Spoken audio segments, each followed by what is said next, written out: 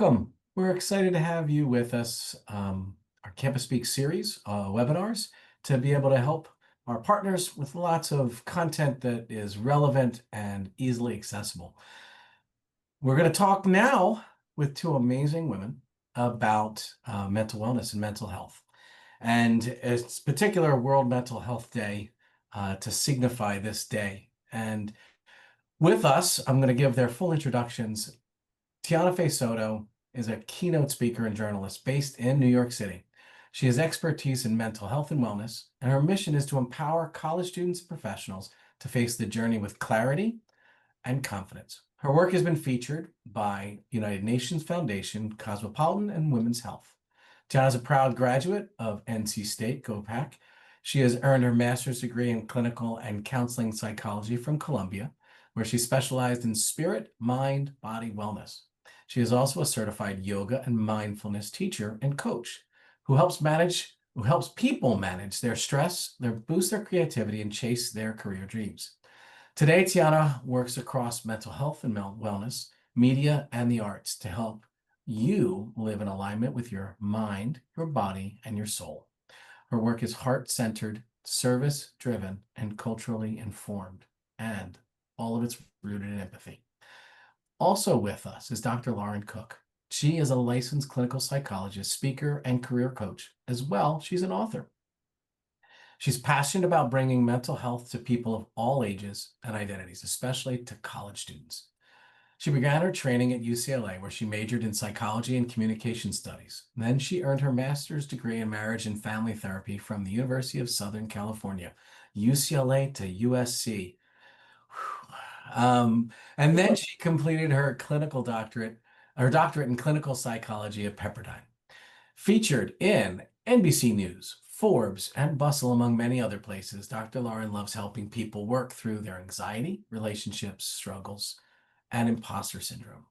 She is also a proud Chi Omega, currently living in Pasadena with her husband, Siamese cat child, and she is excited to learn to live and to help people feel their best. We have two amazing women here. I am going to try to help moderate. My name is David Stolman. I'm the co-founder and president of Campus Speak, and I'm excited to get us started. And I'll start with Tianna and then bounce it over to Lauren. Just both of you. This is a day specifically pulled out of the year to look at World Mental Health. Just why is that so important that we would say, let's just use this day to focus on this particular topic from your point of view? Why? Yeah, well, first of all, thank you, David, for having us. And Dr. Cook, I'm so happy to see you. You are one of my personal career heroes. So this is just such an honor to share space with both of you today. But yeah, I am so excited for this, World Mental Health Day. And to be clear, mental health is important every day. But I think having this day to intentionally think about our mental wellness is crucial because our wellness is about more than one piece. And I think a lot of times we focus on the physical, but the mental is equally as important. So this is just a nice reminder that, while we're caring for our body, we need to care for our minds and our emotions as well. I love that. And I feel completely mutual. Tianna, I am one of your biggest fans. We've known each other for years now. So when we got asked to do this, I think it was an easy yes for both of us because any chance I get to spend with the two of you, it's always a good day in my book. I love that, World Mental Health Day fell on a Friday this year. It's Feel Good Friday. It's a chance to just hit the pause button a little bit, reflect.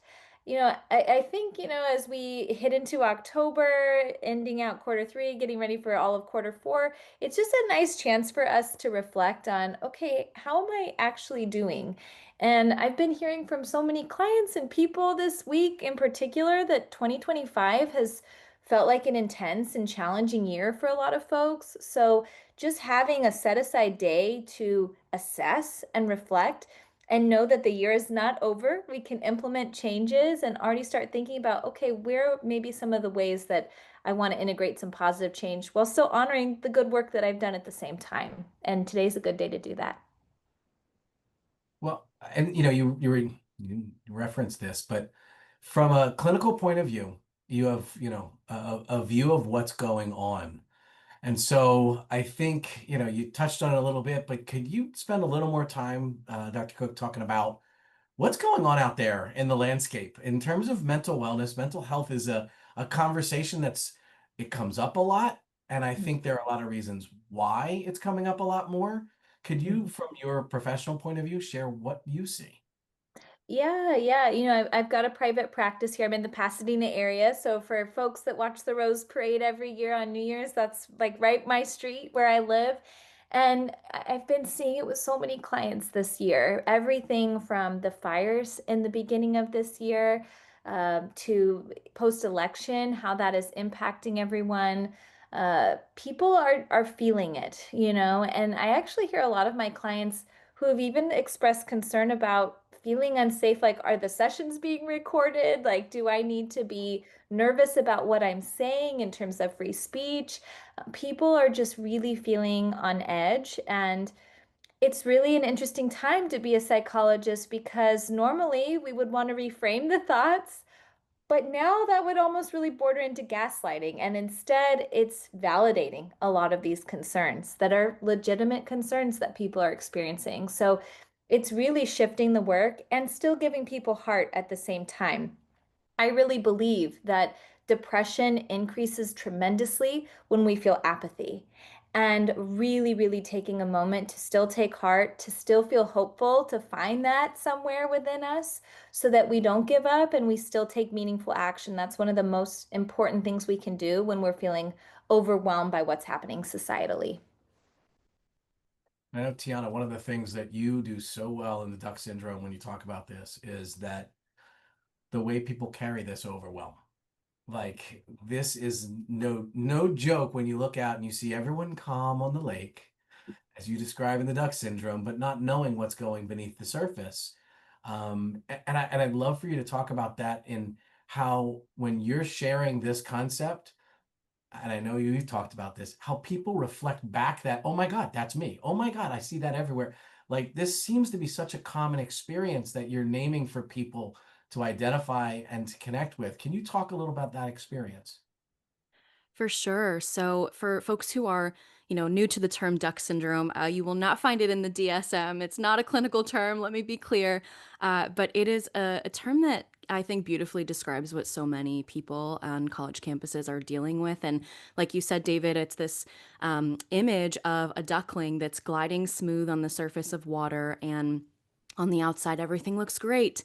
That person or that duck is cool and calm and collected, but they're actually paddling really hard underneath the water to maintain that peaceful, calm exterior. And so, like you said, Dr. Cook, there's so much happening in our world right now that I think people are carrying, and we don't always see what they're carrying until maybe it's in a therapy session, like you mentioned, or, when a student hits that point where they just can't really handle that stress anymore and are kind of at their wits' end trying to figure out how to suddenly learn now how to care for their mind and their body. So I often see it as folks being in that constant fight or flight mode. They're always stressed, kind of like running on a hamster wheel sort of energy and not being able to get off that hamster wheel.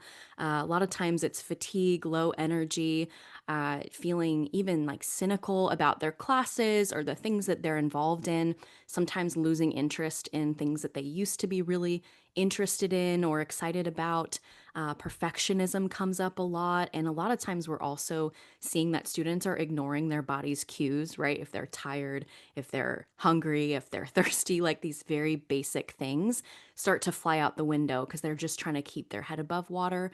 And when I talk about this on campuses, it's so funny, sad, but funny to see the light bulb go off in students' minds when they hear duck syndrome because they're like, wait a second, that's exactly how I feel. And even staff members, they're like, I know this is for students, but this affects me too. And I think it could be anyone on any college campus or any professional setting. I think we can all relate to it. And I see that students definitely relate to this all the time.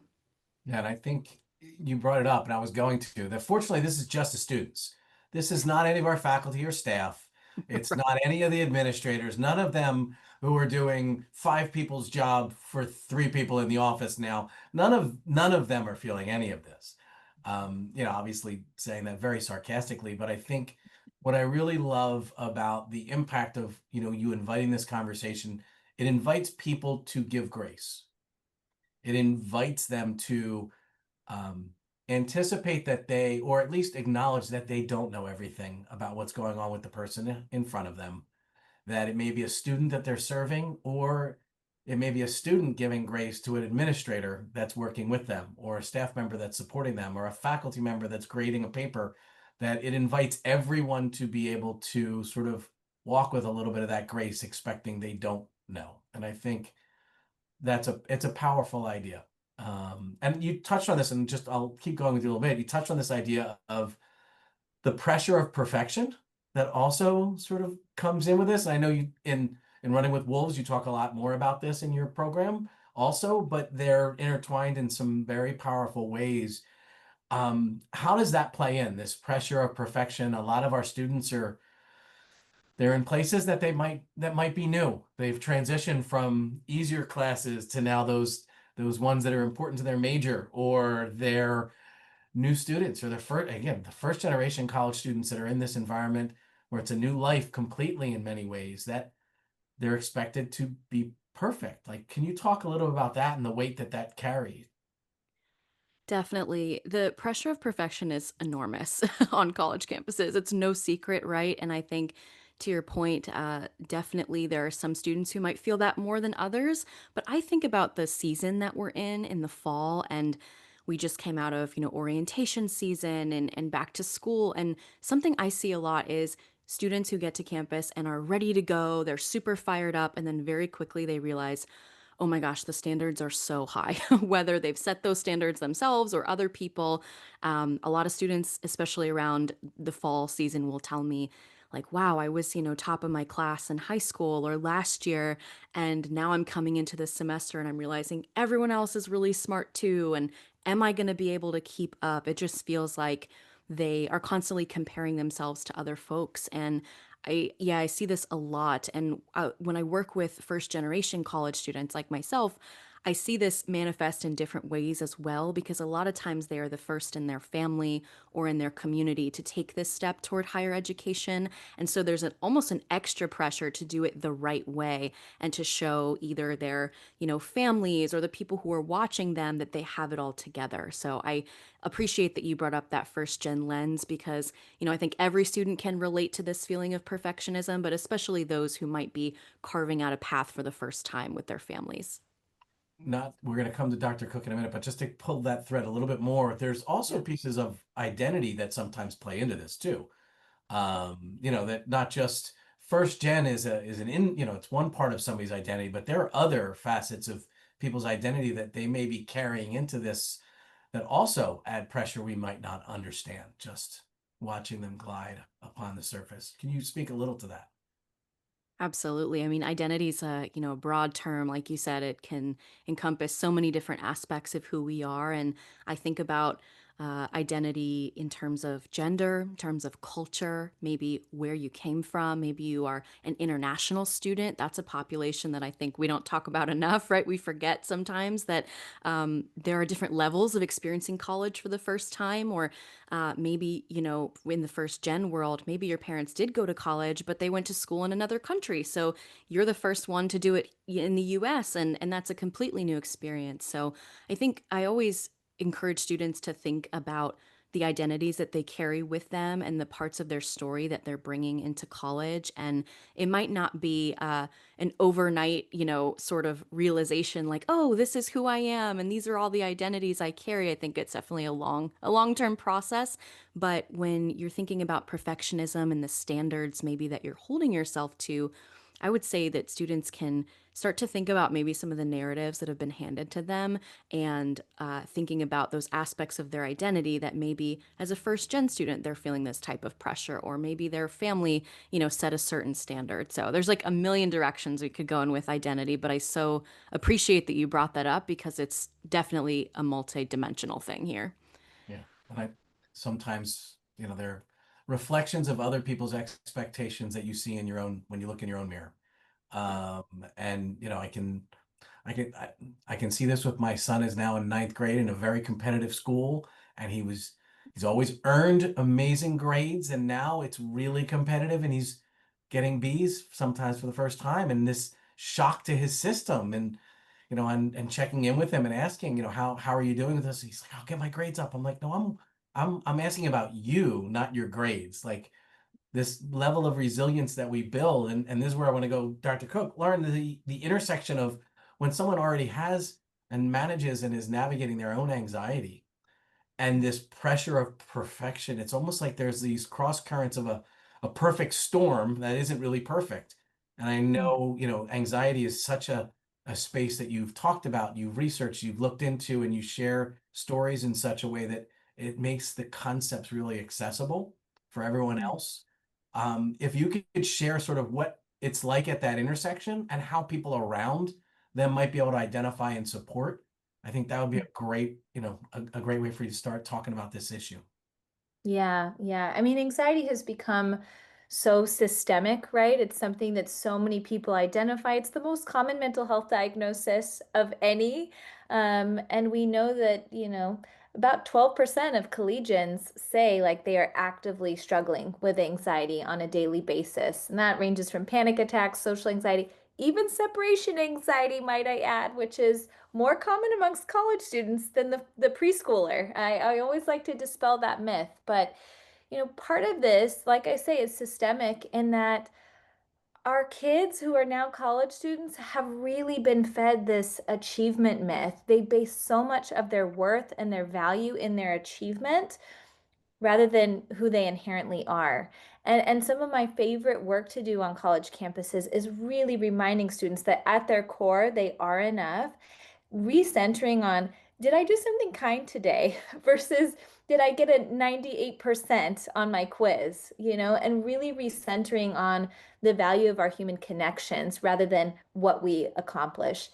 You hear so many Gen Z in particular being tagged as the loneliest generation, that we're in a loneliness epidemic. Many of them will attribute social media as a big part of that. But our social skills, we go to college to develop these social connections, and yet many will say, I feel like I don't have the tools to know how to connect with people. I'm having such severe social anxiety. I don't know how to forge those relationships. And so much of what I really value is honestly being a behaviorist as a therapist and teaching people how to actually use the tools to talk, to look people in the eye again, and to have real conversations, to have empathy and curiosity, to genuinely wonder, how is someone else doing? I always say it's a bit of a hot take, but anxiety makes us incredibly selfish, unintentionally, but it gets us so into our head that we're so worried about, what am I wearing today? Do I have BO? Did I say the right thing in class? We're so consumed by our experience that we're not even for a second thinking about, how's my classmate doing? How is that person down the hall? How are they feeling? And so, really coming outside of ourselves and getting curious about other people, it's the antidote to anxiety, but it also builds so much stronger connections with other people too. Behaviorist is an approach. Can you talk a little bit more about that, because it's a different frame of reference when thinking. Yeah. So talk a little bit more about that if you could. Well, and Tiana may have an interesting perspective on this too, because I'm a little controversial in saying I don't fully believe in positive thinking, even manifesting. I myself can be as woo-woo as the wooers get, but we have to take action. I really believe that our brain, it spews us all kinds of negativity constantly. And if you buy into what your brain is telling you, you will feel anxious and depressed because your brain does not is your brain's not really your friend, honestly. Most of our brains are more like our frenemies. And so I'm very much a believer in, give your brain the physical data that you could raise your hand in class and speak up, that you could ask someone out on a date, that you could negotiate your salary in a job interview. Give yourself that data, and then your brain actually has to buy in and say, oh shoot, maybe you're right. I might have to give you some cred here.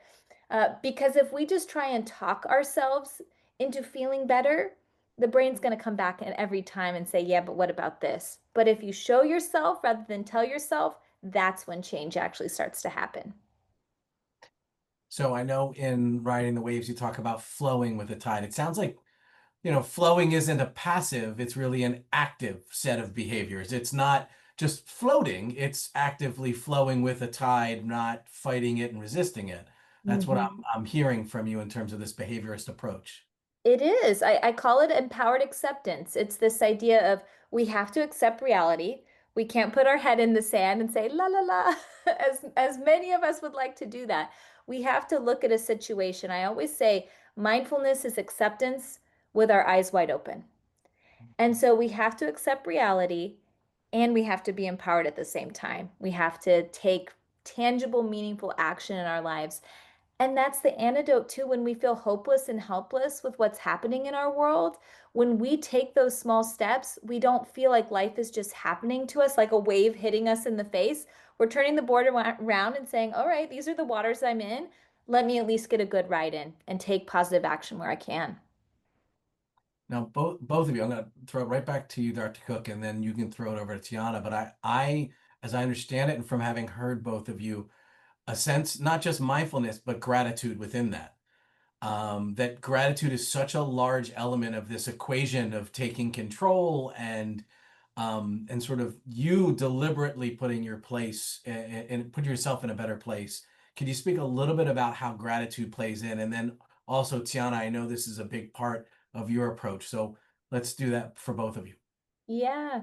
Tiana and I think it's safe to say we're both gratitude junkies a bit. We we love it. I talk about this in my Rise to Shine program, 5 daily gratitudes. It's one of my favorite parts of my talk because I literally have people in the audience. We share what's something that made you smile, that lifted your heart for a second in the last 24 hours. You got to get really specific with it. You can't go broad. You really have to laser in.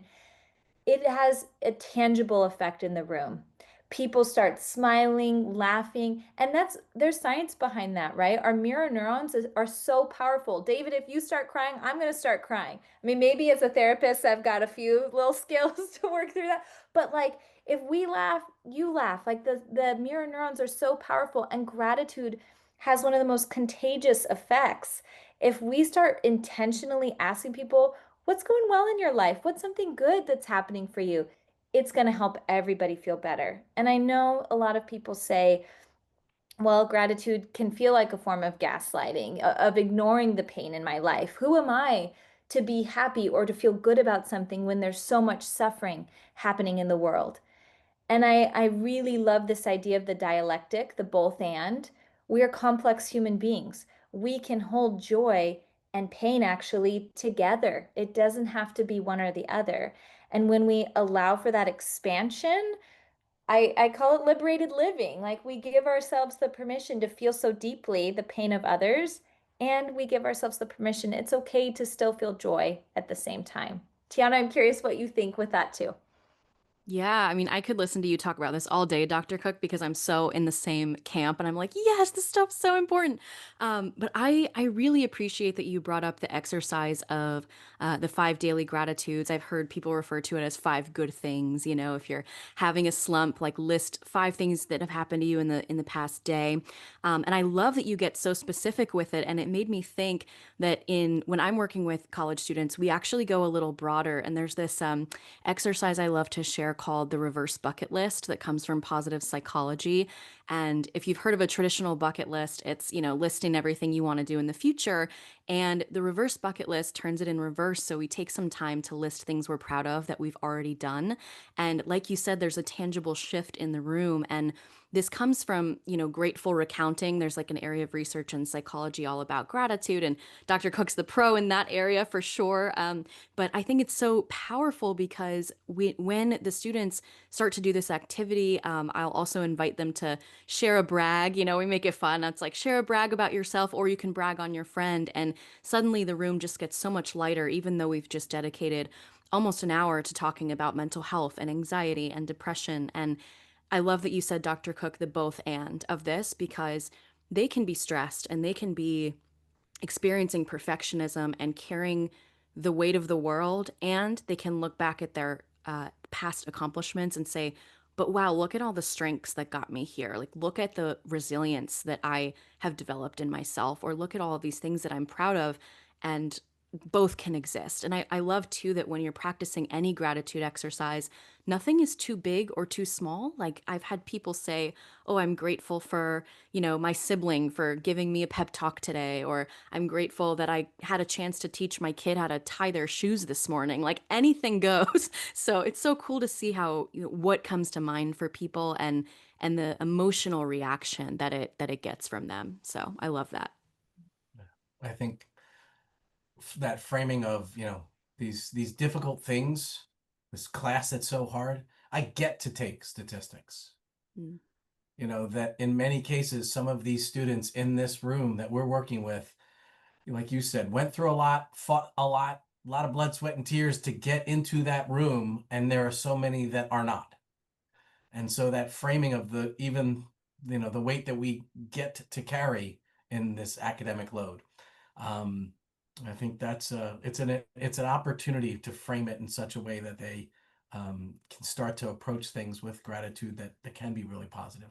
Well, I want to also pivot back and then again, Tianna, think about this through the lens of, again, those beleaguered administrators, those faculty members that are teaching too many classes, or like the people that are also on here. It sounds like this, as you describe the mirror neurons, Mhm. it's a leadership hack. It sounds like this in and of itself, expressing and bringing gratitude into the room. This sounds like this is the secret tool of great leaders. And I would throw, our campus administrators as well as student leaders in there. But from that professional side, are there things that you could throw out there that could put in a quick little bag, their tool bag, in this use of gratitude that might help them doing their job better? For sure. I appreciate that you brought up leadership because I think, yeah, it's so hard when you're feeling like you're doing 10 different jobs and you're one human being, and how can you be grateful in the midst of all of this chaos? But I think when you can infuse that into your leadership, you're setting such a good example for other people, and they see that, and students can look and say, okay, wow, this person is so stressed and so am I. But if we take 5 minutes to practice gratitude, how might this change our day? And I think, David, earlier in our session, you talked about how it was this great reframe about how we often focus on the students, but how often do the students think about how much stress the higher ed professionals are carrying? So I love that you brought that up too, because the leadership, will expand and set this great example for students, but then they can also have that same compassion, not only for themselves, but for the people who are working with them. So I don't know, there's like a million directions that I think about when I'm asked about this, but I think authentic leadership is just so important. And when you infuse wellness into that, it is way more powerful, I think, than a lot of today's leaders even realize that it is. Mhm. Mhm.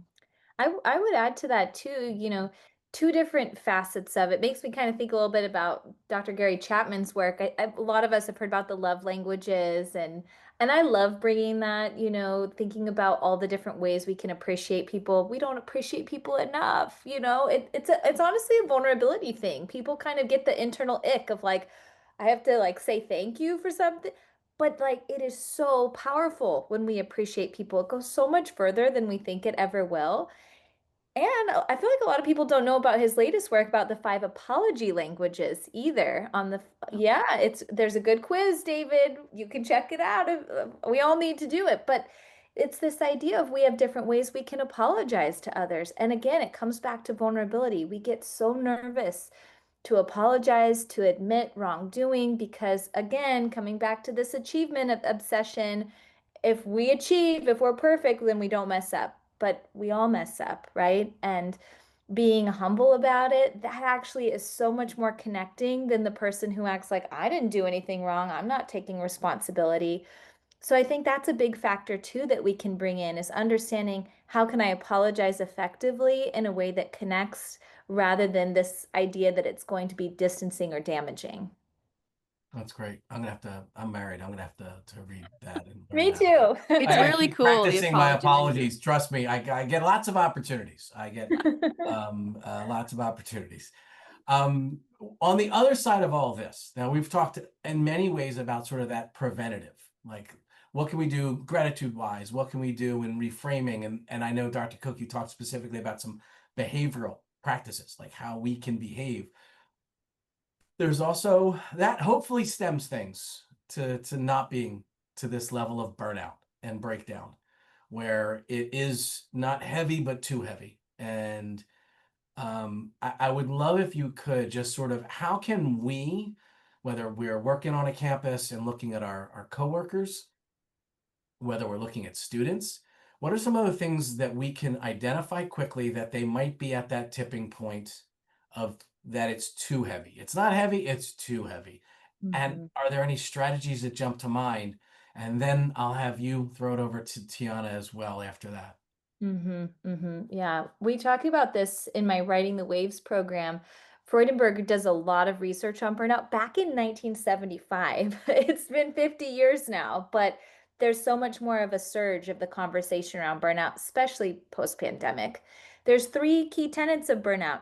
One is this decreased sense of emotional awareness, getting in tune with our feelings. We just are zapped out. So those mirror neurons, in essence, they kind of, they shut down, right? When we see other people feeling upset or sad, we can't connect to it, and we can't connect to our own feelings, really.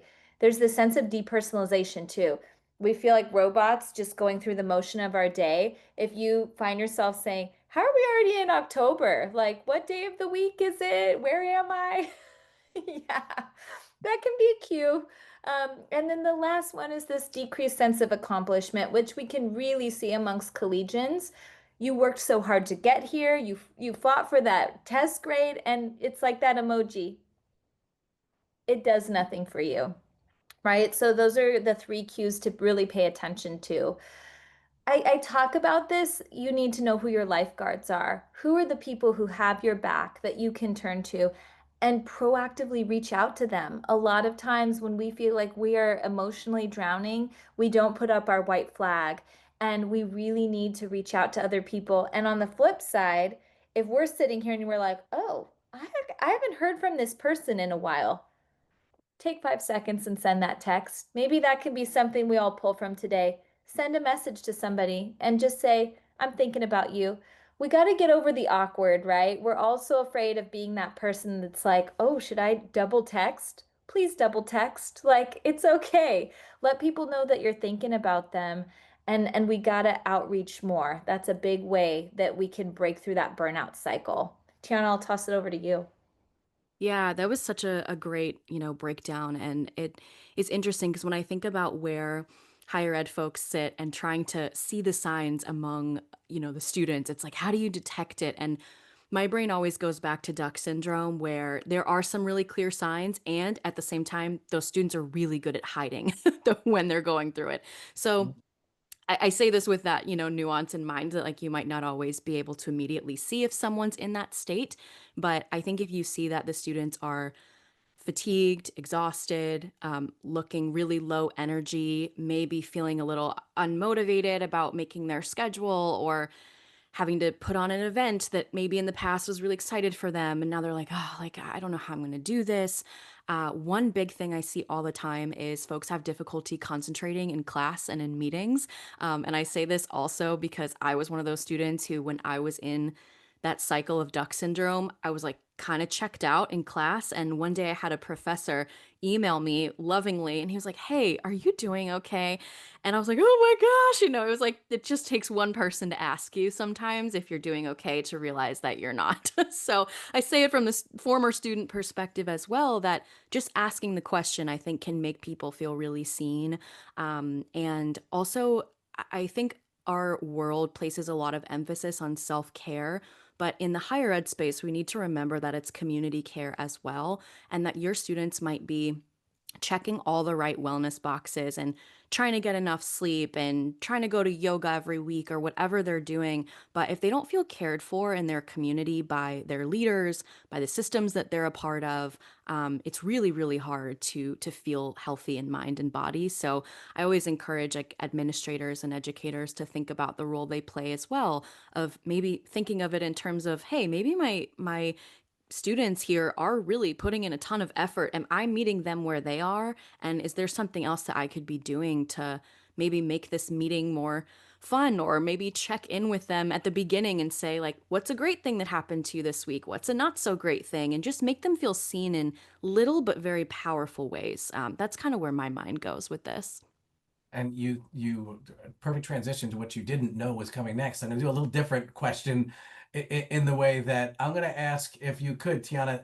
We are in many places, the leaders are the ones that are watching our webinars, and whether it's an administrator or it's a student leader of a team or a club or a sorority or fraternity or an organization of some sort, they're often the ones that are most engaged. And so thinking about, there are cultures within each of those organizations, cultures that are either reinforcing positive behaviors or reinforcing negative, the competition of busy or whatever it might be.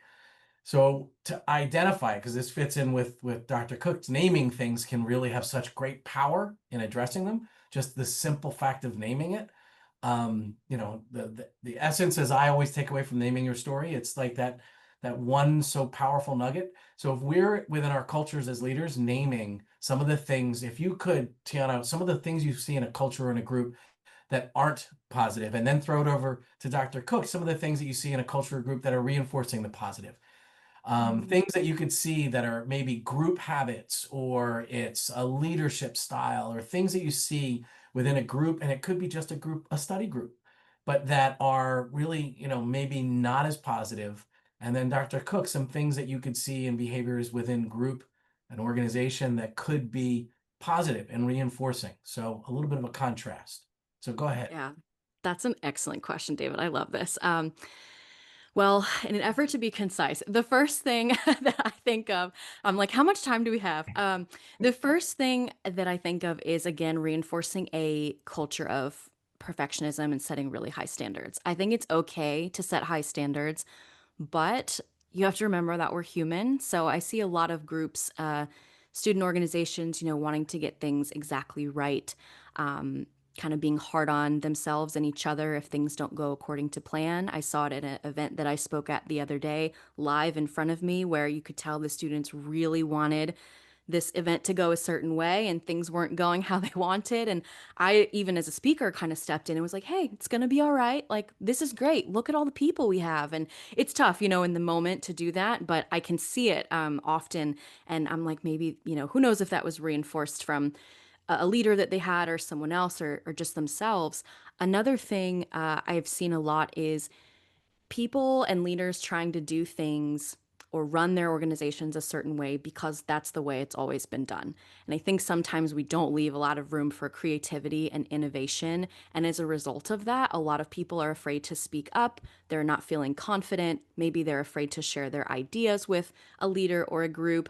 They may not feel seen. So I think those are the two that I think of that I see most often. I know there are many more, but I think just that hustle culture also, we're always reinforcing, I got to do more. I got to have more leadership activities, and I need, all these accomplishments on my LinkedIn, and this is how I'm going to get the job or the internship. And sure, all of those things are great, but there are so many other things that make you a wonderful human being. And I think our leaders can remind, students of that as well.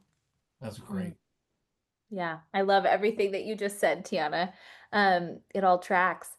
Two things come to my mind here, and we have this kind of launching in a new program we have coming out, which is exciting, rooted in belonging.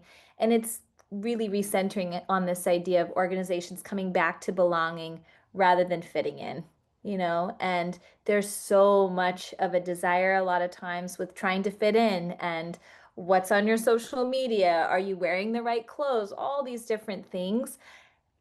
And setting all that aside and saying, do I feel like I belong here?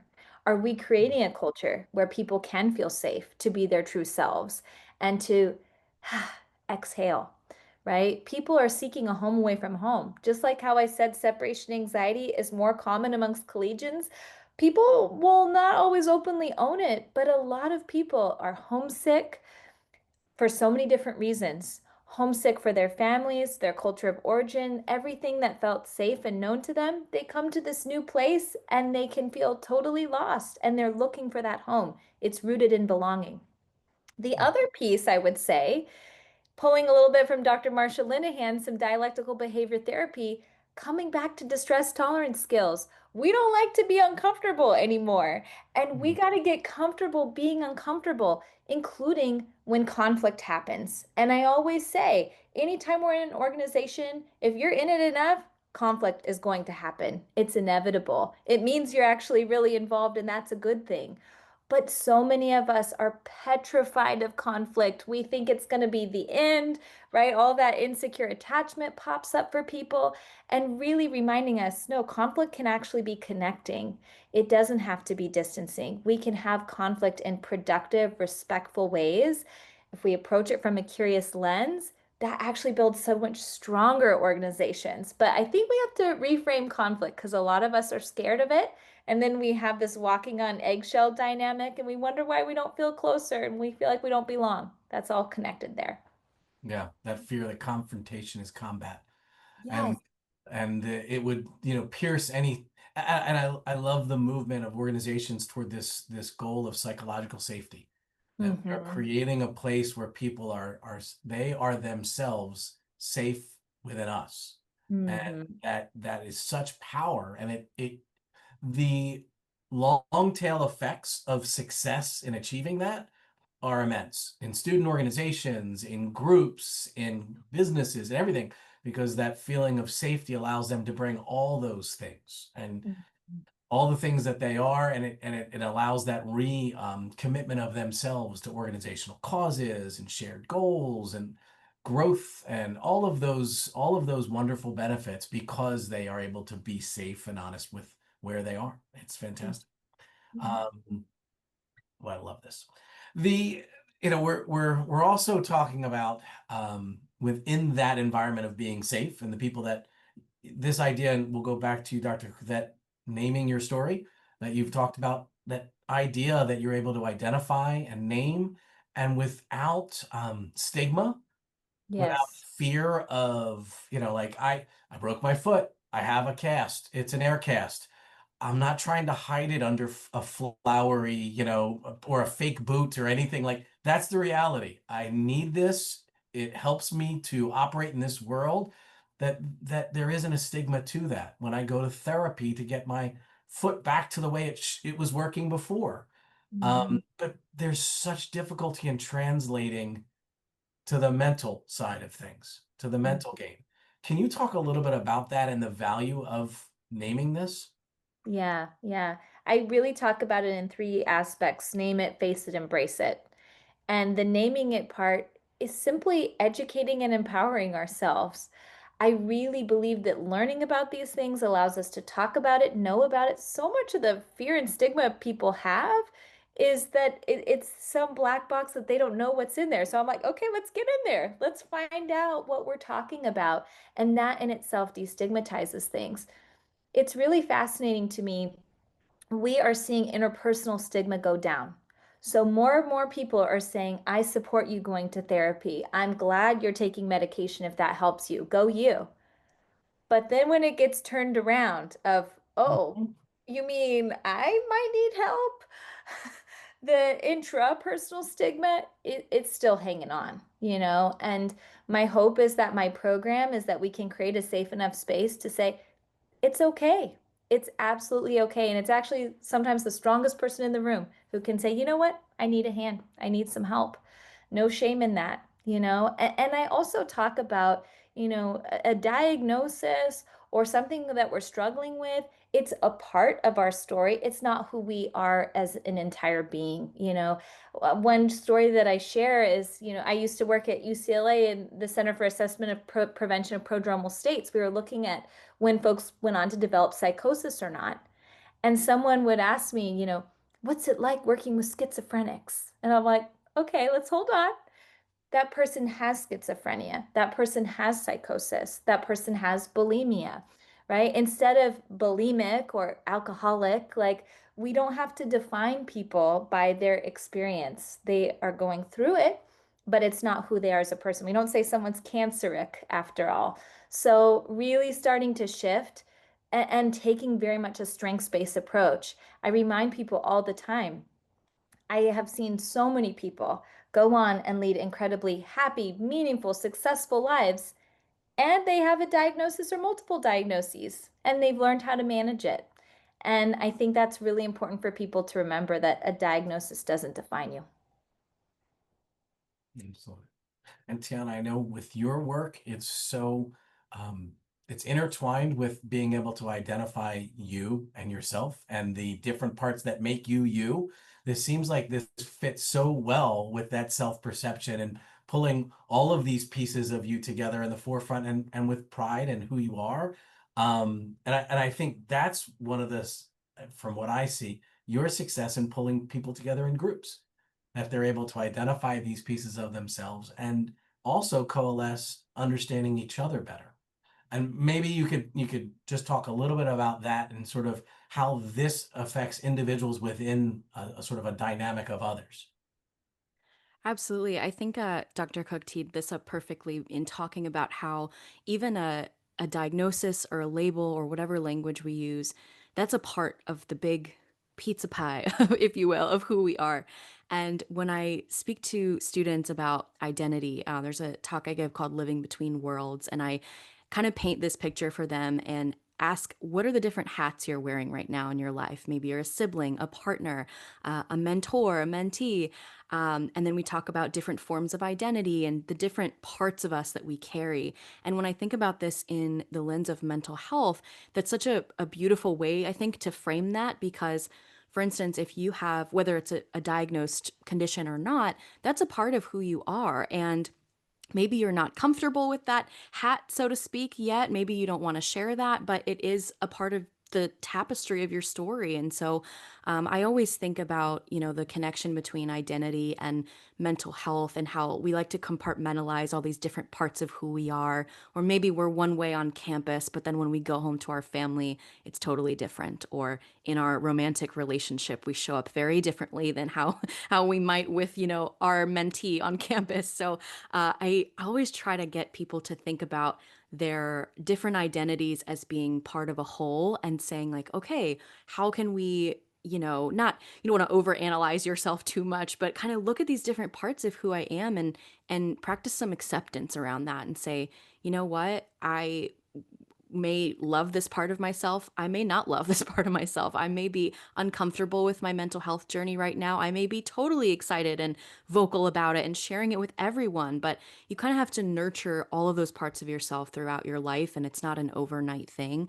But I love thinking about mental health as part of that because often we might be an open book in some ways. But then if we're dealing with anxiety or depression or what have you, it's like, oh no, that's for behind closed doors or that's for me and my therapist only. So, of course, share what you're comfortable when it comes to your identity, but also know that there's no shame in having that be part of your story. And in fact, there's probably a part of your story right now that could really actually help other people and help bring them together.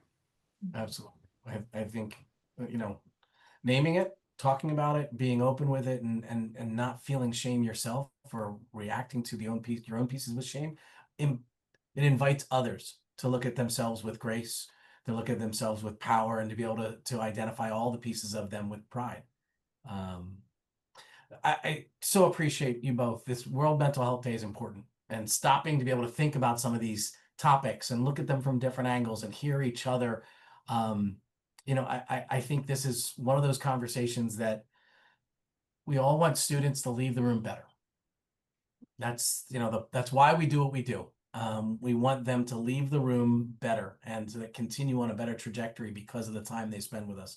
And I know that the professionals and the students that were here in this webinar will be doing just that. And that's also why it's such a great opportunity for the professionals and students to bring you to their campus.